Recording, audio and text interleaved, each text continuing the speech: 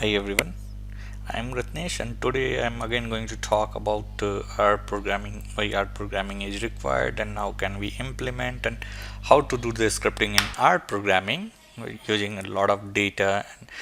So today, the first day, we are just going to learn about some of the techniques in the R programming, what is R programming and where can we implement what is need of R programming and all.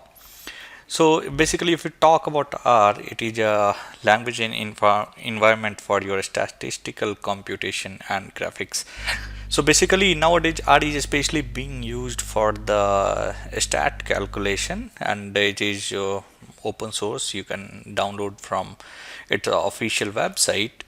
So rdustproject.org is the official website, and another link is to download the R if you want to download it for your personal use, and then we can perform a lot of calculation.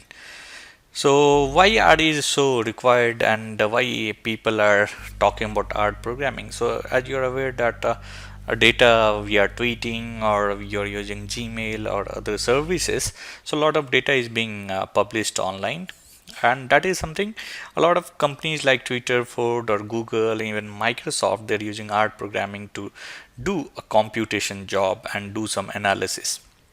So if this is being used, then how the R came up in the market? So if you know that it is built on the top of S programming, so especially S was designed for the play around the data. So if people wanted to analyze the data or they wanted to know about the data, so developers created S especially, and then on the layer of the S, R came up. So, what is the need of a spatially R? So, I'm sure you know about artificial intelligence, machine learning, and deep learning. So, especially R is being used to analyze the data. So, whether we are talking about AI or ML or deep learning, everywhere there is going to be a data. So, how is it going to help us out? So, what is the frequency of the data we are talking about, right? So a lot of data, I was talking about, like Google is producing data, Microsoft is producing data, we are getting data from the Twitter, and you are even creating up a website or lot of data around you. You play Ludo, you play Carom, you play chess, everything is online nowadays, and it is producing all the data. Or when you are using reCAPTCHA of Google, that's producing the data, and on that data we work with the data science, and that is something means we are going to solve the problem with the data. Just think about a genetic problem, what we all use.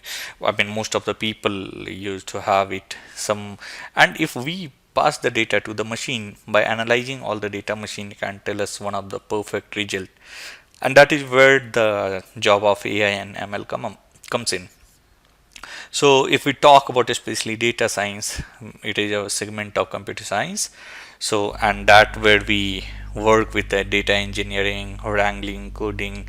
All right. So another part is going to be like it combines basically the three different areas where you need to understand. The first thing is going to be your computer science, that is the engineering on the data, wrangling and the coding. Another part is going to, you need to understand the algorithm, you need to understand the numerical techniques to derive the insights of about the data on the data. Third thing is going to be domain knowledge. Are you going to implement in the medical segment or you are going to implement in any other segment? That is something you have to be really skilled about the domain knowledge. Then you are going to play with the data and understand the data, whether it is sales data, are you making a sales forecast, or you are going to work in a medical line, medical segment. So this is something which is really very important when you are going to play with the data. So who plays around your data? So all the tech giant company, you're using Bixby or you are using Samsung or Fitbit or Google, Microsoft, Alexa or Maps, whatever you are using. So everybody is talking about data and they used to keep track of the data, and on using the algorithm what we were discussing earlier. So they work on the algorithm and they produce a numerous number of things to give you the insights, and it is growing. So it has been observed like with the square kilometer array, which will generate as much data in a day as the entire planet does in a year. So all you calculate all the website data or the any other data we are talking about. So SKA is going to generate that amount of data what all planet is going to generate in a year, that is going to generate in a day. So you can go on skatelescope.org and you can find about the data. So how that data is going to be analyzed and how that data is going to give you a lot of insights. So you have to be really very smart enough, and you need to have the proper documentation, the proper insight, the proper working culture of that data, how you are going to work and how can you give up the result. So where can you implement R in your real world? So it's going to be your data science in stat computing when we are working with the statistical computing. So one of the important thing that you can see, like in the data science area, the Harvard Business Review has called it the sexiest job of the 21st century. Means if you're going to learn data science, you are going to be in a safe hand, right? And R is the one of the leading language. So then stat computing, so it comes with a 9100 package for every stat functions. And in the machine learning, of course, once there is a lot of data, then you are going to work in the lot of machine learning things and predictive and analytics with the machine learning thing you are going to do. So how to download R?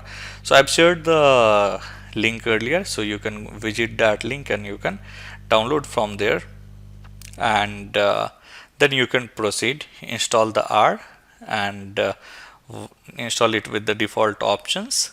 And once it is installed, we need a IDE to process, and once it is processed, then download the RStudio.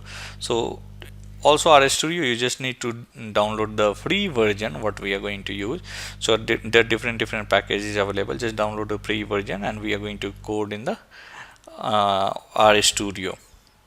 So once RStudio is installed, you can select a new file and create a R script. So what you can see that once you're working, I can show you right away that once we are executing this thing, our window will be divided into 4 different segments, and that is going to be, just wait, it is loading, and that is, we will have the script editor, then environment, the plots, and the console. So I was actually working on this, and you can see that this window, then we have environment, then we have console, right? And you can even maximize and restore down all the windows based on the requirement what we are generating. So 1, 2, 3, and 4, it is divided into 4 different screens.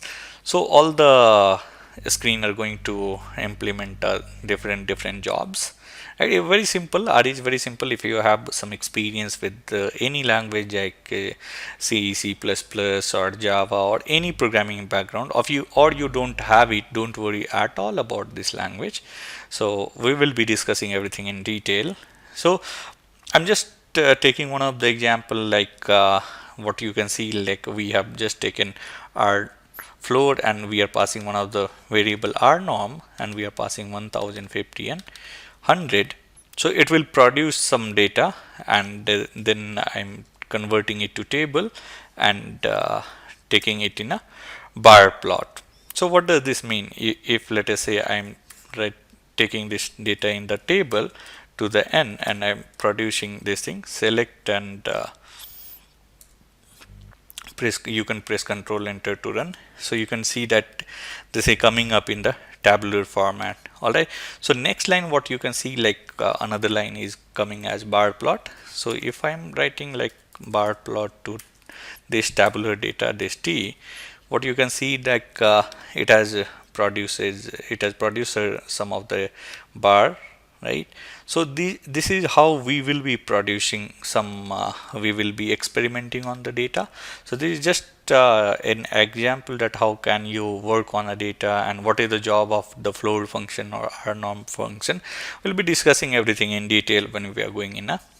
So how quick is this? We just created a script and we selected the script, we executed it, and it worked very fastly. You see, I'm just asking.